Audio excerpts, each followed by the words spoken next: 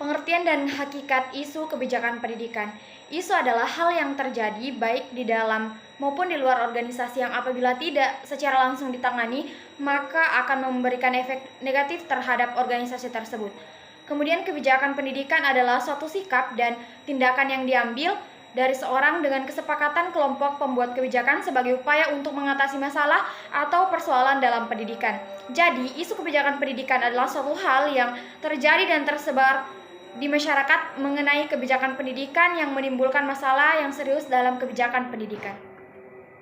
Kemudian kekuasaan terhadap isu kebijakan. Kekuasaan merupakan karakter spesial manusia untuk bisa mengerjakan sesuatu yang lain daripada yang lain dalam proses interaksinya terhadap alam dan lingkungan sosial, yang pada gilirannya dapat menaikkan kelas manusia tersebut untuk bisa mendominasi. Adapun yang pertama, domestifikasi dan stodifikasi, di mana proses domestifikasi atau penjinakan dan bodoh atau pembodohan di dalam pendidikan disebut juga imperialisme pendidikan dan kekuasaan. Artinya, peserta didik menjadi subjek eksploitasi dalam suatu kekuasaan di luar pendidikan. Kemudian yang kedua ada indoktrinasi. Sudah menjadi rahasia umum bahwa sistem pendidikan menjadi sasaran empuk bagi penguasa untuk bisa menancapkan kuku lebih dalam, mulai dari penentuan kurikulum yang diatur dan mulai dari taman kanak-kanak sampai dengan perguruan tinggi. Pemerintah tanpa ada kebebasan dari lembaga-lembaga pendidikan tersebut untuk menyusun sendiri kurikulumnya. Yang ketiga, demokrasi dalam pendidikan. Sistem pendidikan. Sistem pendidikan demokrasi jadi lebih dari sekedar nama. Untuk perkembangan kebebasan yang merupakan fitur demokrasi, hal ini dapat terlihat dari apa yang dapat digaungkan di belakangan ini terkait wajib belajar, dan bahkan dikatakan bahwa pendidikan merupakan hak dasar dari setiap manusia.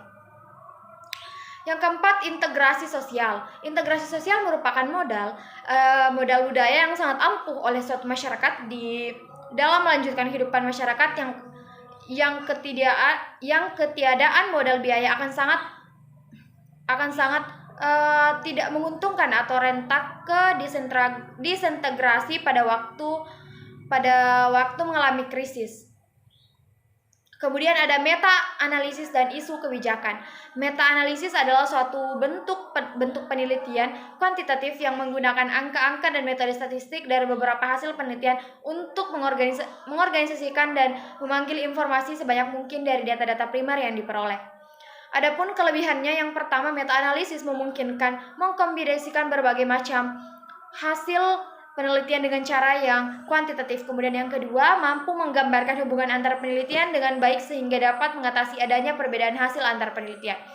Kemudian yang ketiga ada kekurangan meta-analisis. Yang pertama, sampling bias tower. Sampling bias berarti pengambilan sampel yang tidak sesuai karena ketidakseragaman tiap-tiap studi. Pengambilan sampel yang cocok untuk meta-analisis adalah dengan cara survei laboratorium, eksperimen, dan studi lapangan. Kemudian yang kedua ada publication bias. Meta-analisis menggunakan data yang terdapat pada penelitian yang telah terpublikasi sehingga dianggap penelitian yang tidak representatif karena hasil-hasil pengamatan yang signifikan lebih cenderung dipublikasikan daripada yang tidak signifikan. Kemudian yang ketiga ada apple and orange. Metode ini bisa dianalogikan seperti membedakan antara buah dan jeruk dan apel, artinya mengkombinasi studi yang berbeda dalam analisis yang sama. Kemudian yang keempat ada methodological error. Kesimpulan yang salah dapat dikarenakan kesalahan yang bersifat metodologi dalam melakukan analisis. Peneliti sebaiknya melakukan ekstraksi pada data dan statistik yang terdiri effect size, ukuran sampel, variabel moderator mungkin, dan sebagainya. Kemudian ada pun tujuan meta-analisis. Yang pertama, untuk menyelesaikan ketidakpastian hasil laporan. Yang kedua, untuk menjawab pertanyaan atau menyelesaikan masalah yang belum dikaji. Yang ketiga, untuk menemukan konsistensi atau ketidakkonsistenan suatu penelitian yang sejenis. Kemudian ada langkah-langkah meta-analisis. Yang pertama, menentukan dan mempelajari topik penelitian yang akan dirangkum, mencari dan mengumpulkan sejumlah penelitian. Yang ketiga, melakukan perhitungan effect size dengan metode dalam meta-analisis dan uji hipotesis dan effect size. Yang keempat, mengidentifikasi ada atau tidaknya heterogenitas effect size dalam model. Pada tahap ini, jika teridentifikasi adanya heterogenitas effect size, maka lanjut ke langkah E. Namun jika tidak teridentifikasi maka heterogenitas effect size, maka menuju ke langkah F. Yang kelima ada analisis variabel moderator, dan yang keenam ada menarik kesimpulan dan menginterpretasi hasil penelitian meta-analisis.